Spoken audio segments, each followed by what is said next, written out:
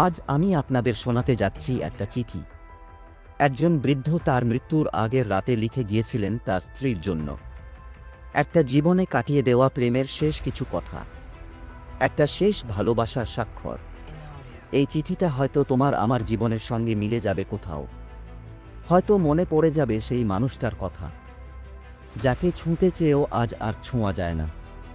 চিঠির শুরুটা ছিল এমন: প্রিয় সুমিত্রা, তুমি যখন এই চিঠিটা পড়বে, আমি হয়তো আর থাকব না। এই ভাঙা বুকটা আজকাল বারবার থেমে যেতে চায়, কিন্তু মনের ভেতর জমে থাকা কথাগুলো না বলে গেলে শান্তি পাবো না আমি। তাই আজ রাতে বসে পড়লাম তোমার জন্য একটা শেষ চিঠি লিখতে।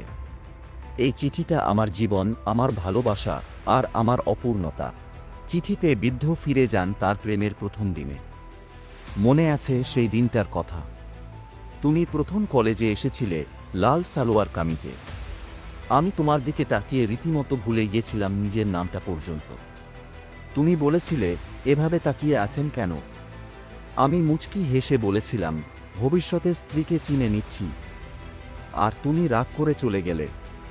কিন্তু সেই রাগই তো আমার জীবনের রং হয়ে গিয়েছিল। চিঠির পরের অংশে ছিল জীবনের কঠিন মুহূর্তগুলো। আমরা বিয়ে করলাম অনেক বাধা পেরিয়ে। ঘরে তখন কিছুই ছিল না, না টাকা, না আসবাব।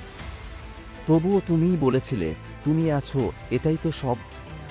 তুমি ঘুমাতে চাইতে জানালার পাশে, কারণ ভোরের আলো তোমার মুখে পড়লে আমি যেন দেখতে পাই বলেছিলে।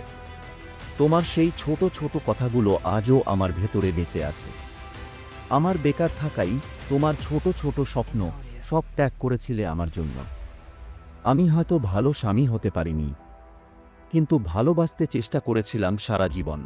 চিঠিতে তিনি বলেন কিভাবে সন্তানদের মানুষ করেছেন, আর কিভাবে একদিন ঘর ফাঁকা হয়ে গেছে। আমরা দুই ছেলে মেয়েকে মানুষ করলাম অনেক কষ্ট করে। তাদের স্কুলের ফিস দিতে পারিনি অনেক সময়, তুমিই তখন নিজের গহনা বন্ধক রাখলে। কিন্তু কষ্টের চেয়ে বড় ছিল তোমার হাসি। তারা এখন দূরে থাকে, ব্যস্ত জীবন। ফোনে বলে, বাবা মা ভালো থাকো। তারা জানে না, ভালো থাকার মানে শুধু শরীর ভালো থাকা না। তোমার হাতটা ছুঁতে না পারলে আমি ভালো থাকি না সুমিত্রা। এরপর শুরু হয়েছিল বৃদ্ধের একাকিত্বের জীবন। তুমি চলে গেলে, আর এই বাড়িটা আর বাড়ি থাকলো না। তোমার চিরুনি, তোমার ওড়নার গন্ধ, রান্নাঘরের মশলা, সবই আছে, শুধু তুমি নেই। প্রতিদিন ভাত রান্না করি একা, খেতে বসি তোমার ছবি সামনে রেখে। তোমার প্রিয় গানে কান দিই, কিন্তু কান্না আটকে রাখতে পারি না। এই নিঃশব্দ দেয়ালগুলো জানে আমি কতটা তোমাকে মিস করি। চিঠির শেষ অংশে বৃদ্ধ জানান, তার শরীর আর সাড়া দিচ্ছে না, এবং তিনি জানেন এবার তার সময় এসে গেছে। গত সপ্তাহে ডাক্তারেরা বলেছেন হৃৎপিণ্ড দুর্বল হয়ে পড়েছে। তারা ওষুধ দিয়েছে, কিন্তু আমার মন বলছে, এবার দেখা হবে তোমার সঙ্গে। আমি যদি ঘুমের মধ্যেই চলে যাই, তাহলে মন খারাপ করো না। জানো তো, আমি আসলে হাসি মুখে মরতে চাই, কারণ মরার পরে তো তোমাকে পাবো। এই চিঠিটাই আমার শেষ কথা। তোমার অপু তোমাকে ভালোবাসে এখনো, যেভাবে ভালোবেসেছিল কলেজ মাঠে প্রথমবার দেখা করার দিন। আশা করি ওপারে আবার দেখা হবে, সুমি। সেই চিরন্তন ভালোবাসায়। তোমার অপুর শেষ চিঠি।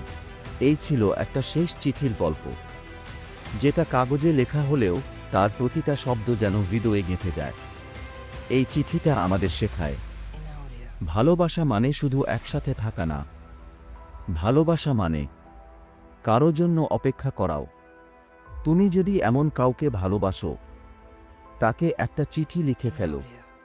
হয়তো সে আজও সেই চিঠিটার অপেক্ষায়। গল্পটা আপনাদের কেমন লাগলো তা অবশ্যই নিচে কমেন্টে লিখে জানাবেন। আর এই ধরনের নতুন নতুন ভিডিও পেতে আমাদের চ্যানেলটি সাবস্ক্রাইব করে বেল নোটিফিকেশনটি অন করে দিন। দেখা হচ্ছে অন্য কোনো দিন অন্য একটা নতুন ভিডিওতে। ধন্যবাদ।